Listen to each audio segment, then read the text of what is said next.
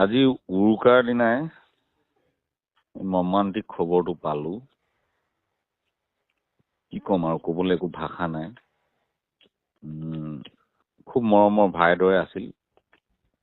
তাৰ এটা সংগ্ৰামী চেতনা আছিল, এটা চহা কণ্ঠ, এজন চহা শিল্পী। কোনো ধৰণৰ আগতীয়া একো গমেই নাপালো। হঠাৎ আজি এই খবৰটো আহিল।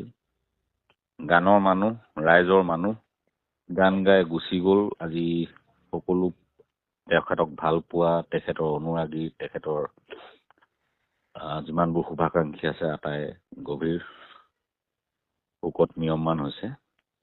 তেখেতৰ আত্মাই চিৰশান্তি লাভ কৰক, তাৰে কামনা কৰিলোঁ। আৰু আমি খুব সোনকালে তেখেতৰ পৰিয়ালক লগ দিমগৈ।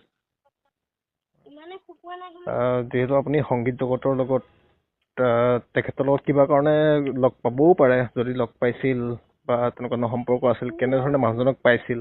মই ফোনতহে দুবাৰ লগ পাইছো। এবাৰতো তেখেতৰ ওপৰত কোনোবা দুৰ্বৃত্তই আক্ৰমণ কৰিছিল ফাংচন কৰি আহোঁতে পুৱতি নিশা। তেতিয়া মই ৰাজীৱৰ লগত যোগাযোগ স্থাপন কৰিছিলোঁ আৰু কৈছিলোঁ যে কোনো চিন্তা কৰিব নালাগে, ভৱিষ্যতৰ দিনত এনেকুৱা কিবা হ'লে আমি প্ৰতিবাদো কৰিছিলোঁ সেই কথা, আৰু দোষীক উপযুক্ত শাস্তিও বিহা হৈছিল। সেই এবাৰ তেনেকে পাইছিলোঁ। তাৰ দ্বিতীয়তে আৰু বিশেষকৈ কা আন্দোলনৰ সময়ত কোনোবা ঠাইত মই লগ পাইছিলোঁ ৰাজীৱক। আৰু তাৰপিছত দেখিছিলোঁ তেওঁ কেতিয়াবা নতুন গান সৃষ্টি হ'লে মোলৈ পঠায়, ককাইদেউ কেনেকুৱা হৈছে জনাব। ইমানখিনিয়ে আছিল। বাকী ব্যক্তিগত কথা মই বিশেষ একেবাৰে অৱগত নহয় ৰাজীৱৰ বিষয়ে। মই যামহে এতিয়া ৰাজীৱৰ পৰিয়ালৰ কাষলৈ।